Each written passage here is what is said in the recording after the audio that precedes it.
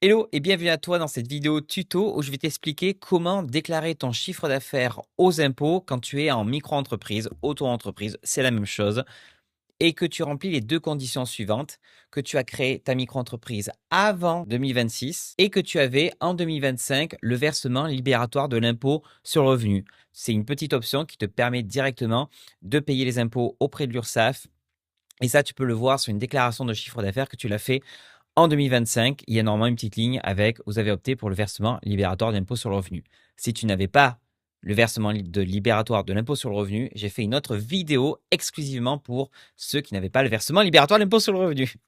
Je te mets le lien en description. Avant toute chose, il y a pas mal de liens en description. Je t'ai mis tous les tutos en articles de blog, d'autres vidéos pour t'aider. Et surtout, je t'ai mis un petit chatbot que tu peux utiliser. Je te montre rapidement, qui t'explique quoi remplir, à quel moment, etc. en fonction de ta situation, tu vois, en fonction du chiffre d'affaires que tu as fait. Il te dit où indiquer les montants. Ce chatbot, il est payant. Je te mets le lien en description si tu veux utiliser le chatbot plutôt que regarder la vidéo. Voilà. Pour remplir déclaration de revenus, il va te falloir une attestation fiscale URSSAF. C'est un document ultra important qui récapitule les montants que tu as déclarés à l'URSSAF en 2025 et pour ça, ou l'année dernière directement.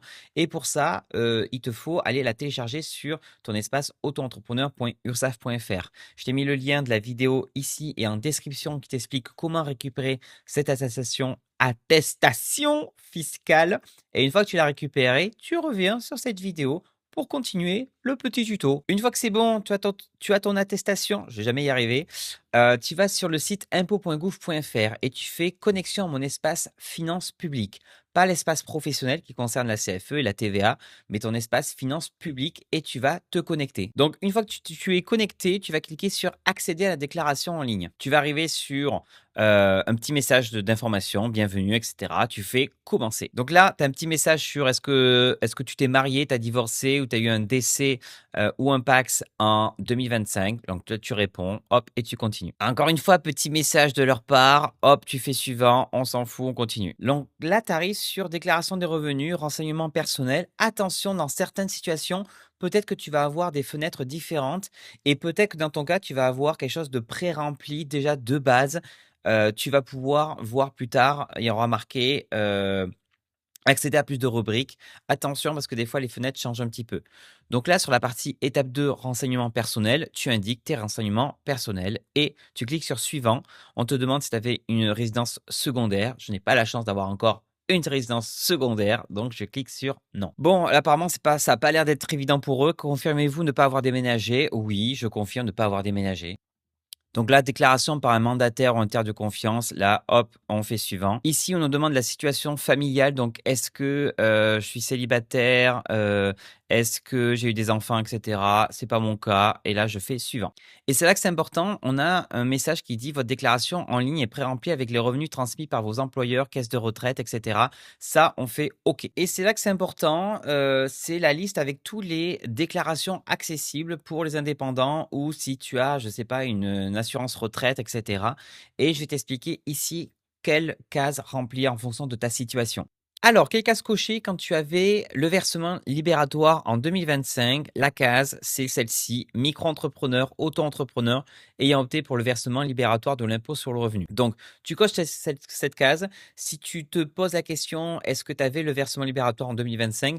Tu peux le voir sur tes déclarations de chiffre d'affaires. Tu prends une que tu as faite en 2025, tu regardes directement sur la déclaration. Au-dessus du tableau, tu devrais avoir une petite option, une petite ligne, il y a marqué vous avez opté pour le versement libératoire de l'impôt sur le revenu. Ou alors tu regardes les cotisations sociales qui est indiqué.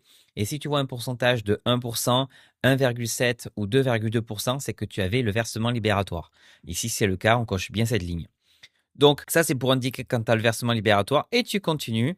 On va faire suivant. Hop. Et normalement, tu devrais arriver sur des cases d'abord qui concernent ta situation personnelle et tu vas faire suivant jusqu'à atterrir sur quelque chose qui va être intéressant. C'est ça, revenus et plus-value des professions non salariées. Donc là, on voit bien micro-entrepreneur ayant opté pour le versement libératoire de l'impôt sur le revenu. Et donc, ce que tu vas faire ici, tu vas indiquer les différents chiffres d'affaires. Donc, je vais te montrer. Tu prends ton attestation fiscale, je vois prestation BNC. La prestation BNC, on l'indique ici dans la 5TE. Attention, parce que 5TE, c'est quand tu es déclarant 1, mais quand tu es déclarant 2, c'est la 5UE, par exemple. Ici, pareil. Donc, tu rates bien si tu es sur ta bonne colonne. Donc, ici, on va mettre 37 086. Là, on va prendre le vente de marchandises et assimilées. Donc, je regarde sur ça, vente, hop, il y a 0, j'indique 0. Et je vois total du chiffre d'affaires pour les prestations de services et locations meublées. Je vois 0 ici, donc c'est location de meublés et prestations BIC. Donc c'est ces 2 lignes que tu ajoutes. Et ici, donc moi j'indique 0. Et là, quand c'est bon, tu fais suivant. Et attention, tu vas avoir une case à remplir. Donc ça, c'est la partie identification des personnes. C'est en gros l'adresse de ta micro-entreprise et ton numéro de SIRET. Donc là, je te montre. Tu mets bien le département. Attention parce qu'il y a une petite subtilité. Ici, je vais chercher donc c'est Bordeaux. C'était mon ancienne micro-entreprise. Est-ce que je l'ai? Ah non, mais on est bon là. C'était Bordeaux, Bordeaux, Bordeaux. Et là, tu mets un mot, un seul mot de ta rue. T'en mets pas 3, t'en mets pas 2, t'en mets qu'un. Québec-Calan, tu vois, je mets le numéro et on est bon, on fait suivant. Et dans certains cas, tu vas avoir le même rubrique en BNC à remplir. Donc là, une fois que c'est fait, tu vois, hop, tu fais suivant et en fait, la partie versement libératoire est terminado. Donc ça, c'est plutôt cool. Si tu as des doutes concernant le remplissage de la déclaration, n'hésite pas à regarder le tuto déclaration impôt que j'ai fait en description. Je l'ai fait sur mon article de blog.